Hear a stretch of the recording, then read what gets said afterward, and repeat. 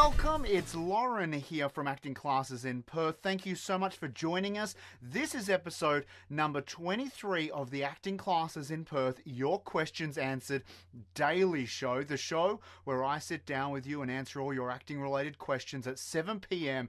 every single day.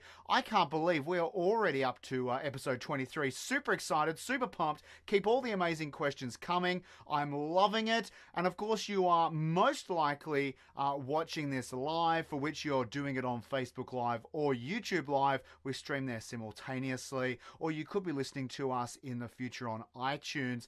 Now, a huge thank you and a big shout out to everyone who is joining us already. Thank you so much to everyone out there. It's an absolute pleasure to have you with us. Now, today's question, it is a doozy, but before we jump into it, hey, let's run the intro.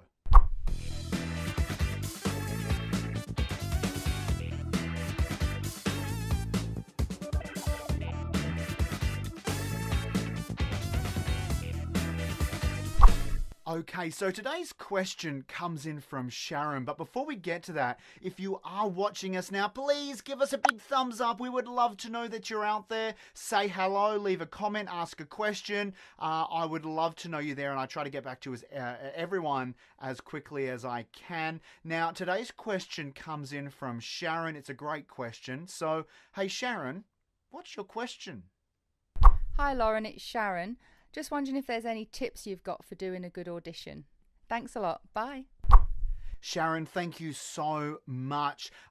It's a question I do get a lot at more of our kind of advanced courses here at Acting Classes in Perth, but it's a question I do like to touch on in our Level 1 class anyway, because it is so valuable for all of the actors going out there and making some great success. And we're super lucky now because all of the students that do our Level 1, right? So out of that total, 70% are actually just over 70% within 6 months are acting in local film or theatre productions here in WA. So we are super, super excited to now share some of that information with you. Now, Sharon, first of all, I would say to you, the first thing, number one, preparation is the key to success, right? So the more you prepare, the better your chance of getting to the goal or to the destination, to the place you want to be.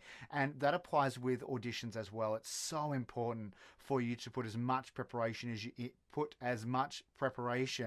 in as you can. Now, sometimes you're only going to have a few hours notice for an audition, but most of the time, especially with low budget independent films and student films here in Perth, you're going to get a couple of days, if not maybe half a week to a week to prepare your characters. So utilize your time well. Don't leave it to the last minute. Be prepared. However, once you are kind of prepared, once you've got everything you need and you're going in to the audition, you also need to be very fluid in that space as well, and you need to be able to take direction. And that's the key thing that a good director is looking for, or a good casting director is looking for in that space. It's so important for them to be able to identify, is this actor someone who can take direction and who I can work with, right? Now, what does it mean to take direction? Well, during the audition, the casting director or the director, they're going to throw you little bits of ideas, bits of thought, bits of feedback for you to kind of change the performance up a little bit and see where it goes, right? So they might go, hey, that was really nice. Now let's try a version where the character's maybe a little bit more disappointed rather than angry. But let's hold that anger inside. Let's internalize the anger, but show disappointment. And also, they have an appointment they've got to get to, right? They're running late. So let's see the scene now with that in mind, right? So what that now does is it sees how you as an actor are able to take direction on the spot and change things, go with what's kind of needed in the moment. Because when you get to a film set, when you get on set, there's not a lot of time to kind of sit around and think about how changes are going to happen. Schedules, budgets are often very tight.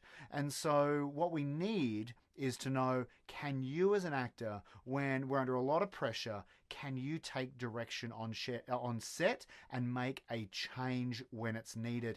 We're also looking for the kind of feeling that those first impressions, is this someone I think I can work with, right?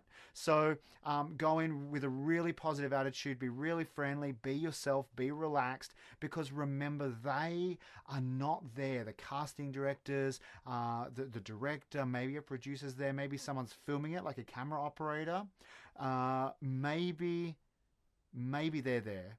And you got to remember that these people are not there to judge you. They are not trying to break you down and criticize you and judge you. They want for you to do the best job that you can, because if you do the best job, they're going to have more choices to choose from when it comes to actually deciding who to cast in that project.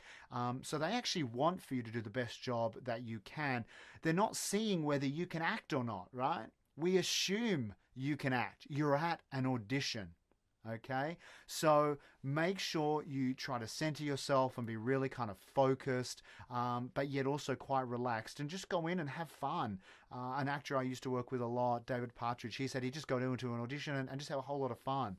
You know, Dan Wilson, if you know David Partridge, or say Dan Wilson, if you know them, if you've done a class with them, tag them in the comments. Let's give them a shout out. Good stuff, guys. Love everything you've been up to and achieved, right? So Dan Wilson, for example, has a little strategy, which I'm not going to specifically share in here, but it's something that he has identified helps him gain a few points or a few kind of steps forward in landing more roles, right? So he does that every single time, but he also makes sure that he is fluid in that space, that he's relaxed, that he has fun, that he takes direction when it's thrown to him. And I think it's also really important that when you go in for an audition, like any situation in life, I tend to try to have an objective and intent, right? And I think as an actor, you should do the same thing with your auditions. Now, if you've done an acting class with us here at Acting Classes in Perth, you would have learnt about your character's objective and intent, and also your acting objective and intent. Well, what I think you can do is then kind of bring up a new concept here, right? A third acting objective and intent, and that would be, what is your objective going in, right, from this experience? What do you hope to get out of this experience? Not necessarily just the filmmakers, but the experience overall. I think that's a really key and important thing you need to identify going into an audition, because it may not just be get a role, right? It may be something greater than that. It could be go in and my objective is I want to get experience about the audition process. Maybe it's I want to build my network of filmmakers that I know out there. Maybe it's I want to go and improve my confidence so that when I'm kind of more trained and as I go further down my training, I am much better in the audition space, right? So try to identify what your objective might be, and then on top of that, you have to come back and think, well, what's my intent or my intention? How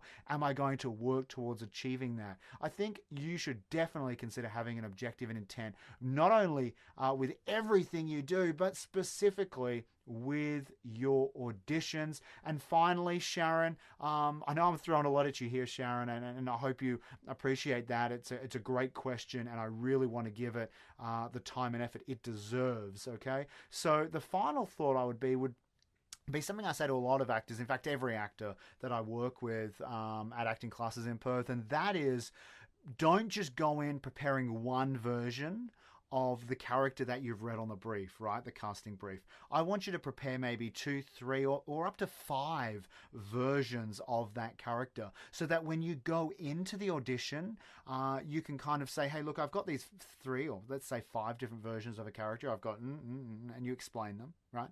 And they're varying differences. And then the filmmaker will say, hey, that's really nice. Let's go with the third option you gave me there. So now you've directly found a way to find out what it is that they think they're after, and you've been able to deliver that. If you only go in with one idea of your character, and that's based off how you've interpreted the casting brief, or the casting description for that role, then you may have actually gone completely off page and be, not gotten it, or being kind of very different, or not given it kind of the feeling and thought and character development and characterization that they're after. So go in with a few, kind of say, hey, this is what I got, what would you like? And what you might actually find is that a lot of the feedback I get back from actors is they say, they said for me to do number 3, and we did that, and they said, hey, that was really nice. Now let's try number 5, and hey, that was good. Let's try number 2, right? Oh, that wasn't so good. That doesn't kind of match the character. And what you've also done is 2 additional things. One is you have shown this filmmaker that you have put in so much effort into preparing and developing characters, and you haven't even got the role yet, right? So you're putting in time and effort developing characters, asking questions, getting all this information down, and trying to be as prepared as you can. So just imagine, thinking, right, like a filmmaker, just imagine how much effort you as an actor are going to put in when you actually get the role, right? So that's number 1. Number 2, and finally to finish up, is you may have also given the director varying ideas on this character, and that actually may help them develop their character in greater depth or in a slightly different direction. Now, who are they then most likely going to consider to help them do that? Well, the person who fed that idea to them in the first place, right? So that is really, really important. Sharon, thank you so much. This has been an absolute amazing question, Sharon. And I would like anyone out there who's watching this right now, click the share button and share it, because it is such a valuable a bit of information and a superb question coming in from Sharon. It's going to help all of you filmmakers out there. And if you are, I guess, one of the people who maybe doesn't watch this video, right, then they're going to be disadvantaged because they don't know some of the key strategies that the people who have watched the video are now aware of and going to implement through their audition process. So please, if you loved it, share it. It's been an absolute pleasure. If you are watching us here on Facebook, be sure to like and follow our page. In addition to that, if you're watching us on YouTube, click the subscribe button and then be sure to hit the notification bell, right? So that we can keep you updated with everything as it comes out. If you're listening to us on iTunes, simply click the subscribe button and we'll let you know when the next episode comes out. Thank you so much for joining us today. My name is Lauren Johnson. I'm from Acting Classes in Perth. I'm going to see you tomorrow again at 7 p.m. for another amazing question answered by me. Until then, stay safe and, like always, happy acting.